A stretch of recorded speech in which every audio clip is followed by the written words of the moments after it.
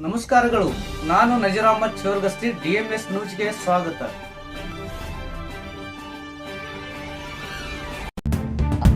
ನಮಸ್ಕಾರ, ನೀವು ನೋಡುತ್ತಿರುವುದು DMS ನ್ಯೂಸ್ ಕನ್ನಡ. ವಿಜಯಪುರ ಜಿಲ್ಲೆಯ ತಾಳಿಕೋಟೆಯಲ್ಲಿ ಸತ್ಯದ ಪರ ನಿಲ್ಲುವುದೇ ಪತ್ರಕರ್ತನ ಧರ್ಮ.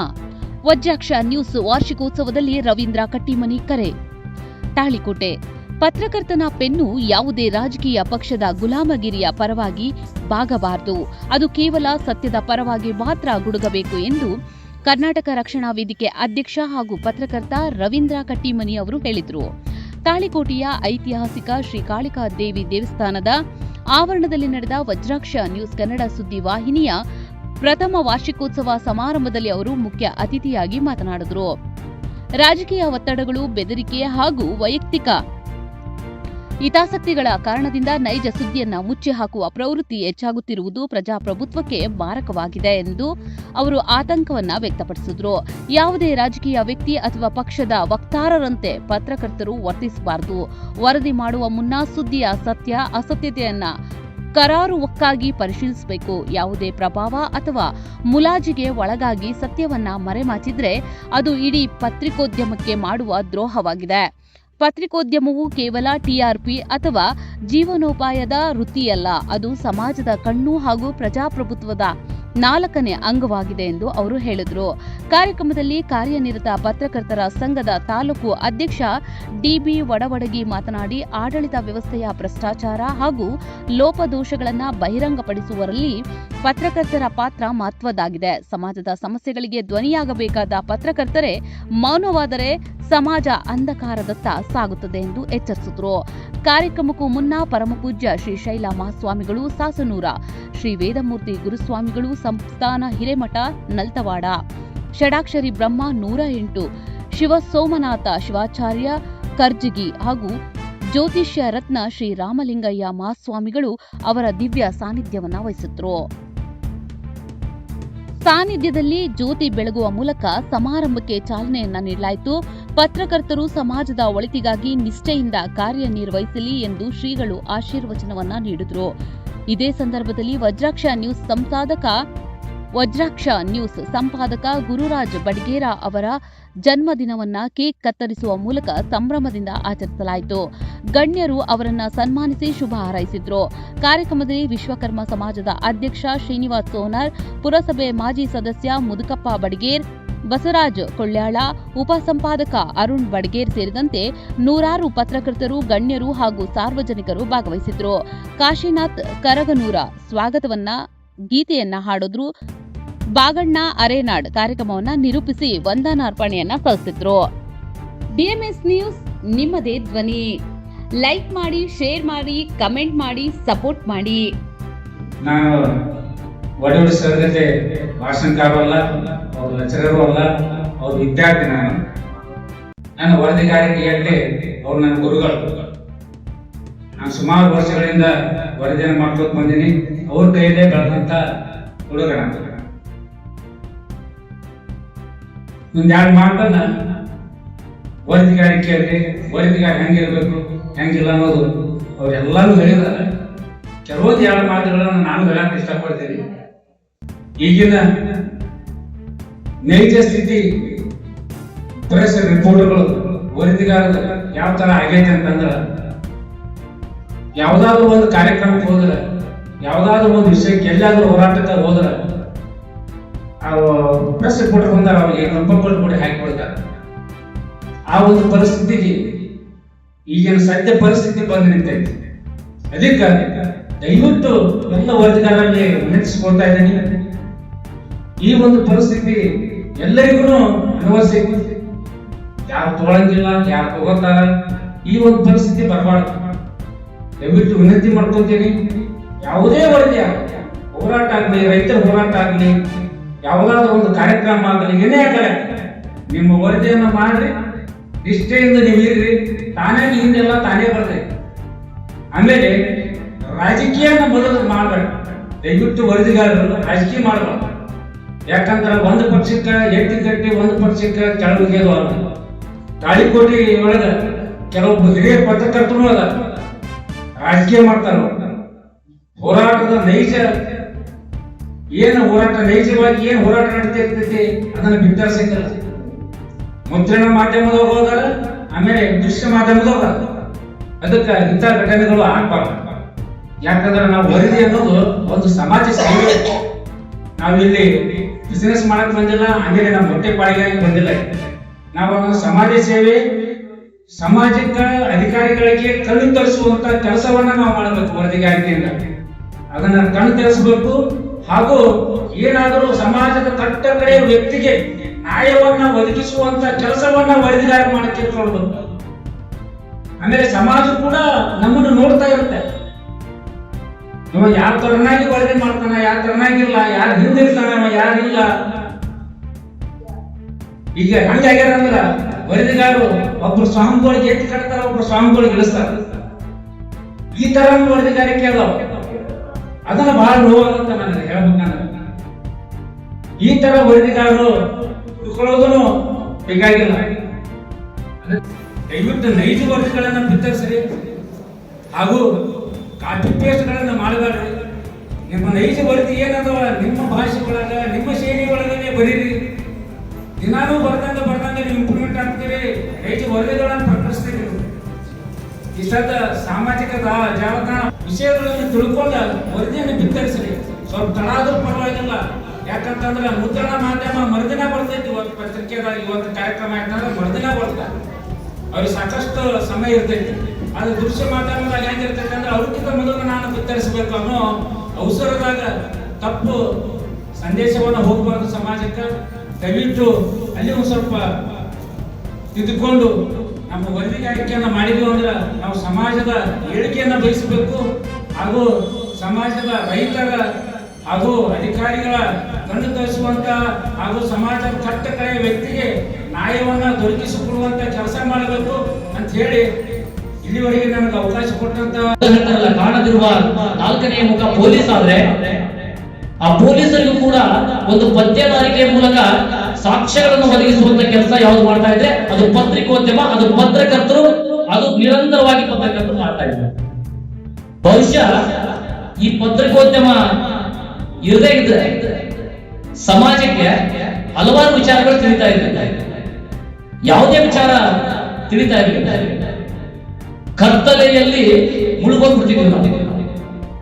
ಸಮಾಜಕ್ಕೆ ಸ್ಪಷ್ಟ ಧ್ವನಿ ಅಂತವನೇ ಯಾರಪ್ಪ ಅಂದ್ರೆ ಅದು ಲೇಖನ, ಖಡ್ಗಕ್ಕಿಂತ ಹರಿತವಾದದ್ದು ಲೇಖನ. ಆ ಲೇಖನ ಇಟ್ಕೊಂಡು ಏನ್ ಮಾಡ್ತಾರೆ ಅಂತಂದ್ರೆ ಬರಲಿಕ್ಕೆ ಪ್ರಾರಂಭವನ್ನ ಮಾಡ್ತಾರೆ. ಯಾರು? ಪತ್ರಕರ್ತರು. ಎಂತಿಂತ ಪತ್ರಕರ್ತರು ನಾವು ಈ ದೇಶವನ್ನ ಕಂಡಿದ್ದೇವೆ. ಅದ್ಭುತವಾದಂತ ಸರ್ಕಾರಗಳನ್ನ ಕೆಡವುವಂತ, ಸರ್ಕಾರಗಳನ್ನ ತಪ್ಪುಗಳನ್ನ ತಿದ್ದುವಂತ ಕೆಲಸವನ್ನ ವಿರೋಧ ಪಕ್ಷ ಮಾಡ್ತದಲ್ಲ ಗೊತ್ತಿಲ್ಲ, ನಮ್ಮ ಪತ್ರಕರ್ತ ಬಳಗ ಕೆಲಸ ಮಾಡ್ತದೆ ಅಂತ ಹೇಳಿ ಇಷ್ಟಪಟ್ಟಿದ್ದಾರೆ. ಅಂತ ಪತ್ರಕರ್ತ ನಾಗಿ ನಾವು ನಿಮ್ಮನ್ನ ಪವಿತ್ರವಾದಂತ ಕೆಲಸವನ್ನ ನಿರ್ವಹಿಸ್ತಾ ಇದ್ದೀವಿ. ಒಂದು ಸೇವೆ, ಒಂದು ಸಮಾಜ ಸೇವೆ, ಒಂದು ದೊಡ್ಡ ಅಪಾರವಾದಂತ ಕೊಡುಗೆಯನ್ನ ನಾವು ಇವತ್ತು ಏನ್ ಮಾಡ್ತಾ ಇದ್ದೀವಿ ಅಂತಂದ್ರೆ ನಮ್ಮ ಪತ್ರಿಕಾ ಬರಹದ ಮೂಲಕ ಕೊಡ್ತಾ ಇದ್ದೀವಿ. ಬರಹ ಅಂತಂದ್ರೆ ಏನು? ಅಕ್ಷರ ಅಂತ ಯಾಕೆ ಕರೆದ್ರು? ಅಕ್ಷರ ಅಂತ ಕರೀಲಿಕ್ಕೆ ಕಾರಣ ಏನಿದೆ ಬೇಕಲ್ಲ? ಕ್ಷರ ಎಂದರೆ ನಾಶ, ಅಕ್ಷರ ಅಂದ್ರೆ ನಾಶವಾಗುತ್ತೋ. ಯಾವುದು ನಾಶ ಆಗುತ್ತಲ್ಲ ಅದೇ ಅಕ್ಷರ ಅಂತ ಹೇಳಿ. ಹಾಗೆ ಕರ್ನಾಟಕ ಕನ್ನಡಕ್ಕೆ ಕೈಯೆತ್ತು ನಿನ್ನ ಕೈ ಕಲ್ಪವೃಕ್ಷವಾಗುತ್ತದೆ ಅಂತಕ್ಕಂಥ ನಮ್ಮ ಕುವೆಂಪು ಅವರು ಹೇಳ್ತಾರೆ. ಎಷ್ಟು ಅದ್ಭುತವಾಗಿ ಬರೀ ಹೇಳ್ತಾರೆ ನೋಡಿ. ಕನ್ನಡಕ್ಕೆ ಕೈಯೆತ್ತು ನಿನ್ನ ಕೈ ಕಲ್ಪವೃಕ್ಷ ಆಗ್ತದೆ, ಕನ್ನಡವನ್ನ ಕಾಪಾಡಬೇಕು. ಅದಕ್ಕೆ ದುಂಡಿರಾಜರು ಚೆನ್ನಾಗಿ ಬರೀತಾರೆ, ಬಹಳ ಅದ್ಭುತವಾಗಿ ದುಂಡಿರಾಜರು ಬರೀತಾರೆ. ಅವರು ಚುಟುಕು ಬ್ರಹ್ಮನೆ ಅಂತ ಖ್ಯಾತರೆ ದಿನಕರ ದೇಸಾಯಿ ಅವರು ಮತ್ತು ದುಂಡಿರಾಜ ಬಹಳ ಅದ್ಭುತವಾದಂತ ಬರಹ. ಸಮಾಜದ ಓರೆಗೋಲೆಗಳನ್ನ ತಿದ್ದಲಿಕ್ಕೆ ಕೇವಲ ಎರಡು ಮಾತುಗಳೆಲ್ಲ ಹೇಳ್ಬಿಡ್ತಾರೆ. ಎಷ್ಟು ಚೆನ್ನಾಗಿ ಹೇಳ್ತಾರೆ ನೋಡಿ ಅವರು. ಕನ್ನಡ ಮಾತೆಗೆ ಹಾಕುವರು ಹಾರ, ಇಂಗ್ಲಿಷ್ ನಲ್ಲಿ ನಡೆಸುವರು ಸರಕಾರ. ಎಷ್ಟು ಚೆನ್ನಾಗಿದೆ ನೋಡಿ. ಕನ್ನಡ ಮಾತೆಗೆ ಹೂವಿನ ಹಾರವನ್ನ ಹಾಕಿದ್ದಷ್ಟೇ ಅಲ್ಲ, ನಾವು ಕನ್ನಡ ಮಾತೆಗೆ ಹಾಕಿದಂತ ಹಾರ ಅದು ಇಂಗ್ಲಿಷ್ ನಲ್ಲಿ ಸರ್ಕಾರವನ್ನ ನೆರವೇರಿಸ್ತಾ ಇದೆ. ಇಷ್ಟೇ ಅದ್ಭುತವಾಗಿ ಹೇಳುವಂತ ಕೆಲಸವನ್ನ ಅವರು ಕೂಡ ಎಲ್ಲರಿಗೂ ಕೂಡ ಮತ್ತೊಮ್ಮೆ ಮಗದೊಮ್ಮೆ ಜಾಸ್ತಿ ಸಮಯ ಇನ್ನೇನಿಲ್ಲ. ನಾನು ನೇರವಾಗಿ ನನ್ನ ಪೂಜ್ಯರ ಅಂಗವಾಗಿ ಈ ಕಾರ್ಯಕ್ರಮದ ಕೇಂದ್ರ ಬಿಂದು ಸಾನ್ನಿಧ್ಯ ವಹಿಸಿದಂತ ಸಟಸ್ಥಲ ಬ್ರಹ್ಮ ಶಿವ ರವಿ ಬೆಳಗೇರಿ ಸರ್ ಒಂದು ಮಾತು ಹೇಳ್ತಿದ್ರು, ಪತ್ರಕರ್ತರಾದವರು ಹ್ಯಾಂಗಿರ್ಬೇಕು ಅಂತಂದ್ರೆ ಕನಸು ಹ್ಯಾಂಗಿರ್ಬೇಕು ಅಂತ ಹೇಳ್ತಿದ್ರು. ಆಗಲೇ ಸರ್ ಹೇಳಿದ್ರು, ಬಹಳ ಖುಷಿ ಅನಿಸ್ತು ನಮ್ಗೆ. ತಾಲೂಕಾ ಅಧ್ಯಕ್ಷರು ಮಾತಾಡಿದ್ರು, ದುಡಿದು ಯಾವತ್ತು ಹ್ಯಾಂಗಿರ್ಬೇಕಪ್ಪ ಅಂತಂದ್ರ ರೊಕ್ಕ ದುಡ್ಡು ಮಾಡ್ತೀನಿ ಅಂತ ಹೋಗ್ಬಾರ್ದು. ದುಡ್ಡು ಮಾಡ್ತೀನಿ ಅಂದ್ರೆ ದುಡ್ಡು ಆಗ್ತದೆ, ಹೆಸರು ಮಾಡ್ತೀನಿ ಅಂತ ಹೊಂಡ್ರೆ ಹೆಸರಾಗ್ತದೆ. ಆದರೆ ಯಾವುದು ಇದ್ರು ಎಲ್ಲನೂ ಇವು ನಮ್ಮ ಹಿಂದಿರ್ತಾವ ಅಂತಂದ್ರ ರವಿ ಬೆಳಗೆರಣ್ಣ ಒಂದು ಮಾತಾಡ್ತಿದ್ದ, ನಾವು ದುಡಿಬೇಕು. ಕ್ಯಾಲ್ಕುಲೇಟರ್ ಹಾಗೆ ನಾವು ಕೆಲಸ, ಕನ್ನಡಿ ಹಾಗೆ ನಾವು ಕೆಲಸ ಮಾಡಿದರೆ ಅದರ ಹಿಂದೆ ದುಡ್ಡು ಇರುತ್ತೆ, ಹೆಸರು ಇರುತ್ತೆ. ಅಂತ ಕೆಲಸ ಮಾಡುವಂತ ಪತ್ರಕರ್ತರು ಇರಬೇಕು ಅಂತ ರವಿ ಬೆಳಗೆರಣ್ಣ ಹೇಳ್ತಿದ್ದ. ಅಂತ ಜಾಗದಲ್ಲಿ ನಾನು ನೋಡಿಕೊಂಡಿತ್ತು ಅಂದ್ರೆ ನಮ್ಮ ಗುರುರಾಜ್ ಪತ್ತಾರವರು.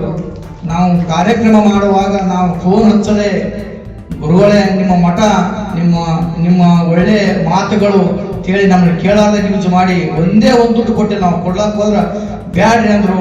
ಈ ವಾರ್ಷಿಕೋತ್ಸವ ಅಂಗವಾಗಿ ನಾ 5,000 ರೂಪಾಯಿ ಕಾಣಿಕೆ ಕೊಡ್ತೀನಿ, ಯಾಕಂದ್ರೆ ಅವ್ರು ಇವತ್ತಿಗೆ ದುಡ್ಡು ಬೇಡಿಲ್ಲ. ಅಂತ ನಿಜವಾದ ಪತ್ರಕರ್ತರ ನೋಡಿದ್ದು ಎಲ್ಲಿ ಅಂತಂದ್ರೆ ನಮ್ಮ ಗುರುರಾಜ್ ಸರ್ ಅವರು.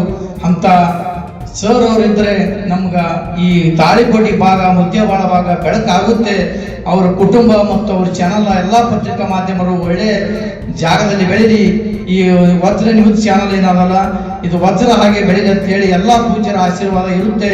ನಿಮ್ಮದು ನಮಗೆ ಬೇಕು, ನಾವು ನಿಮಗೆ ಬೇಕು. ಸಹಕಾರ ಇದ್ರೆ ಮಾತ್ರ ನಾವು ಬೆಳಿಲಕ್ಕ, ನಮ್ಮ ದೇಶ ಬೆಳಿಲಕ್ಕ, ನಾಡು ಬೆಳಕ ಸಾಧ್ಯ ಅಂತ ಹೇಳುತ್ತಾ 2 ಮಾತುಗಳು ವಿರಾಮ ಕೊಡ್ತೀನಿ. ಸತ್ಯಂ ಶಿವಂ ಸುಂದರ. ಮುಂದೆ ಏನ್ ಮಾಡಗಿರ್ಬೇಕು ಅನ್ನೋದ್ರ ಬಗ್ಗೆ ಒಂದು ಸಣ್ಣ ಚರ್ಚೆಯ ಸಮಾರಂಭ. ಇಲ್ಲಿ ಸೇರಿರ್ತಕ್ಕಂಥ ಎಲ್ಲರಿಗೂ ನಾನು ವಜ್ರಾಕ್ಷಿ ನ್ಯೂಸ್ನ ವಾರ್ಷಿಕೋತ್ಸವದ 1 ವರ್ಷದ ಹಿಂದೆ ಕುಂಟೋಜಿಯ ಬಸವೇಶ್ವರ ದೇವಸ್ಥಾನದಲ್ಲಿ ಸ್ನೇಹಿತ ಬಸವರಾಜ ಹುಲಗಂಡಿ ಅವರ ನೇತೃತ್ವದಲ್ಲಿ ಈ ಒಂದು ವಜ್ರಾಕ್ಷಿ ನ್ಯೂಸ್ ಉದ್ಘಾಟನಾ ಕಾರ್ಯಕ್ರಮ ಆಗಿತ್ತು. ಬಹಳ ಸುಂದರವಾಗಿ, ಅದ್ಭುತವಾಗಿ ಆ ಕಾರ್ಯಕ್ರಮವನ್ನು ನೆರವೇರಿಸಿಕೊಟ್ಟಿದ್ದೇವೆ ಎಲ್ಲರೂ ಸೇರಿ. ದೇವಸ್ಥಾನ ಕಮಿಟಿಯವರು ಬಸವರಾಜ ಹುಲಗಂಡಿ ಅವರ ಸಹಕಾರದೊಂದಿಗೆ ಎಲ್ಲ ರೀತಿಯ ಸಹಾಯ ಸಹಕಾರವನ್ನು ಕೊಟ್ಟು ಬಸವಣ್ಣನ ಸ್ಥಳದಲ್ಲಿ ಈ ಒಂದು ಯೂಟ್ಯೂಬ್ ಚಾನೆಲ್ ಬೆಳೆಯೋದಕ್ಕೆ ಪ್ರೋತ್ಸಾಹವನ್ನು ಕೊಟ್ಟಿದ್ದರು. ಅದಕ್ಕೆ ಈಗ 1 ವರ್ಷ. ಇಷ್ಟು ಬೇಗ 1 ವರ್ಷ ಆಯ್ತಾ ಅಂತ ಅನ್ನಿಸ್ತಾ ಇದೆ. ನಿನ್ನೆ ಮೊನ್ನೆ ಉದ್ಘಾಟನೆ ಮಾಡಿದ್ದೇವೆ ಅನ್ನೋ ಭಾವನೆ ನಮ್ಮಲ್ಲಿ ಬರ್ತಾ ಇದೆ. ಇದಕ್ಕೆ 1 ತಿಂಗಳು ಯಾವ ವ್ಯಕ್ತಿ ಸಮಾಜದ ಓರೆಕೋರೆಗಳನ್ನ ಇದ್ದದನ್ನೇ ಇದ್ದಾಗೆ ತೋರಿಸುವಂತ ಪ್ರಯತ್ನ ಮಾಡ್ತಾನೆ, ಆ ವ್ಯಕ್ತಿ ನಡೆಸುವಂತಹ ಸಂಸ್ಥೆಗಳು, ಆ ವ್ಯಕ್ತಿ ನಡೆಸುವಂತಹ ಚಾನೆಲ್ಗಳು, ಪತ್ರಿಕೆಗಳು ಜನಮಾನಸದಲ್ಲಿ ಹೆಚ್ಚು ಕಾಲ ಉಳಿತವೆ ಅಂತ ಅನ್ನೋದಕ್ಕೆ ನಾವು ವಜ್ರಾಕ್ಷಿ ನ್ಯೂಸ್ ಕನ್ನಡ ಚಾನೆಲ್ ಅನ್ನ ಉದಾಹರಣೆಯಾಗಿ ತಗೋಬಹುದು. ಇಲ್ಲಿ ನಮ್ಮ ನಿರೂಪಕರು ಒಂದು ಮಾತನ್ನ ಹೇಳಿದರು, ಪತ್ರಕರ್ತರು ನಿತ್ಯ ಸಾಹಿತಿಗಳು ಅಂತ ಹೇಳಿದರು. ಅವ್ರ ಮಾತುಗಳು ಮೊದಲಿನ ದಿನಗಳಲ್ಲಿ ಬಹಳ ಸೂಕ್ತ ಇದ್ದವು. ಆದರೆ ಈಗಿನ ದಿನಗಳಲ್ಲಿ, ಆಧುನಿಕ ದಿನಗಳಲ್ಲಿ ಪತ್ರಕರ್ತರು ನಿತ್ಯ ಸಾಹಿತಿಗಳಲ್ಲ, ಪತ್ರಕರ್ತರು ನಿತ್ಯ ಸಾಯುವವರು ಅಂತ ಅನ್ನೋದು ಬಹಳ ಸೂಕ್ತವಾದದ್ದು. ಯಾಕೆ ನಿತ್ಯ ಸಾಯುವವರು ಅಂತಂದ್ರೆ, ಇವತ್ತಿನ ಪತ್ರಕರ್ತರು ಬರೀ ತೆಗಳಿಕೆಯಲ್ಲೇ ಜೀವನ ನಡೆಸಬೇಕಾಗುತ್ತೆ. ಬಯಸ್ಕೊಳ್ಳೋದು, ಯಾರ ಪರವಾಗಿನೂ ಬರೆಯೋದಿಲ್ಲ, ಯಾರ ವಿರುದ್ಧವಾಗಿನೂ ಬರೆಯೋದಿಲ್ಲ. ವಿದ್ಯುತ್ತನ್ನು ಇದ್ದಂಗೆ ಬರೆದ್ರೆ ಕೆಲವರಿಗೆ ಅದೇನೋ ಆಗುತ್ತಂತೆ. ಸೊ ಪತ್ರಕರ್ತರೆ ಎಲ್ಲರಿಂದ ಬಯಸ್ಕೊಳ್ಳೋದು ಪತ್ರಕರ್ತರು ನಿತ್ಯದ ಕೆಲಸ ಆಗಿರೋದ್ರಿಂದ ಸಾಯಂಕಾಲ ಆದಮೇಲೆ ಜನ ಮರೆತು ಬಿಡ್ತಾರೆ. ಮತ್ತೆ ಮರುದಿವಸ ನಾವು ಆಕ್ಟಿವ್ ಆಗಿ ಕೆಲಸ ಮಾಡೋಕ್ಕೆ ಶುರು ಮಾಡಿದ್ಮೇಲೆ ಮತ್ತೆ ನಮ್ಮನ್ನು ನೆನೆಸ್ಕೊಳ್ತಾರೆ. ಸೊ ಅದಕ್ಕೆ ನಾನು ಹೇಳೋದು, ಪತ್ರಕರ್ತರು ಅಂತಂದ್ರೆ ನಿತ್ಯ ಸಾಯುವವರು. ವ್ಯಕ್ತಿ ಪತ್ರಕರ್ತರ ಕೆಲಸ ಏನು ಅಂತ ಅನ್ನೋದನ್ನು ತಿಳ್ಕೊಂಡು ನಡ್ಕೊಂಡು ಹೋಗ ಅಂತಂದ್ರೆ ಆತನಿಗೆ ಸಮಾಜದಲ್ಲಿ ಒಳ್ಳೆಯ ಗೌರವ ಸಿಗುತ್ತೆ. ಅದರ ಬದಲಾಗಿ ಅದನ್ನ ತನ್ನ ಹೊಟ್ಟೆಪಾಡಿಗಾಗಿ ಬಳಸ್ಕೊಳ್ಳೋದಕ್ಕೆ ಪ್ರಯತ್ನ ಮಾಡ್ದ ಅಂತಂದ್ರೆ 2-3 ದಿವಸದಲ್ಲಿ, 1 ವಾರದಲ್ಲಿ, 15 ದಿವಸದಲ್ಲಿ ಭಾಳ ಅಂದರೆ ಒಂದು ವರ್ಷದಲ್ಲಿ ಸಮಾಜದ ಕೆಂಗಣ್ಣಿಗೆ ಗುರಿಯಾಗಿ ಜನರ ಹಲ್ಲಿನಲ್ಲಿ ಆ ವ್ಯಕ್ತಿ ಇರ್ತಾನೆ ಅಂತ ಅನ್ನೋದನ್ನ ಪತ್ರಕರ್ತರವರು ತಿಳ್ಕೋಬೇಕು. ಇಲ್ಲಿ ಪತ್ರಕರ್ತರು ಭ್ರಷ್ಟಾಚಾರ ಮಾಡಬೇಡ್ರಿ ಅಂತ ಹೇಳಿದ್ರೆ ಯಾರು ಹೇಳಿರ್ತಾರೆ ಅವರು ಶತ್ರುಗಳಾಗ್ತಾರೆ. ನಾನು ಪ್ರತಿಯೊಂದು ಕಾರ್ಯಕ್ರಮದಲ್ಲಿ ಭಾಷಣ ಮಾಡುವಾಗ ಪತ್ರಕರ್ತರು ಪ್ರಾಮಾಣಿಕರಾಗಿರಿ, ಭ್ರಷ್ಟಾಚಾರ ಮಾಡಬೇಡ್ರಿ ಅಂತ ಹೇಳ್ತಾ ಇದ್ದೆ. ಬಹಳಷ್ಟು ಶತ್ರುಗಳನ್ನು ನಾನು ಎದುರಿಸಬೇಕಾಯಿತು. ಬಹಳಷ್ಟು ಶತ್ರುಗಳು ನನಗಿದ್ದಾರೆ. ವೀಕ್ಷಕರೇ ನಮಸ್ಕಾರ, ನಾನು ನಿರುಪಗೆ ವಿದ್ಯಾಮಂಜುನಾಥ್. ವೀಕ್ಷಕರೇ, ಸ್ಥಳೀಯ ಸುದ್ದಿಗಳನ್ನ ನಾವು ಯೂಟ್ಯೂಬ್ ಮುಖಾಂತರ ಪಡಿತಾ ಇದ್ದೀವಿ.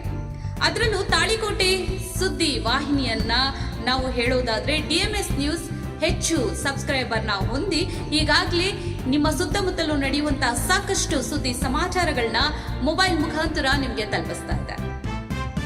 ಇನ್ನು ಸಾಕಷ್ಟು ಸುದ್ದಿ ವಾಹಿನಿಯ ಮುಖಾಂತರ ನಿಮಗೆ ತಲುಪಬೇಕು ಅಂತಂದ್ರೆ ನಮ್ಮ ಯೂಟ್ಯೂಬ್ ಚಾನಲ್ DMS ನ್ಯೂಸ್ನ ಸಬ್ಸ್ಕ್ರೈಬ್ ಮಾಡ್ಕೊಳ್ಳಿ, ಫ್ರೆಂಡ್ಸ್ ಜೊತೆಗೆ ಶೇರ್ ಮಾಡ್ಕೊಳ್ಳಿ, ಹಾಗೆ ಬೆಲ್ ಐಕಾನ್ನ ಪ್ರೆಸ್ ಮಾಡಿ. ಕೂಡಲೇ ನಿಮಗೆ ನೋಟಿಫಿಕೇಶನ್ಸ್ ಬರುತ್ತೆ. ಹೊಸ ಸುದ್ದಿ ಸಮಾಚಾರಗಳನ್ನ ನೀವು ಕೂಡಲೇ ನೋಡಬಹುದಾಗಿದೆ. ನಿಮ್ಮ ಸಪೋರ್ಟ್ ನಮಗೆ ಬಹುದೊಡ್ಡ ಶಕ್ತಿ. ಸಪೋರ್ಟ್ ಮಾಡಿ. ನಮಸ್ಕಾರಗಳು.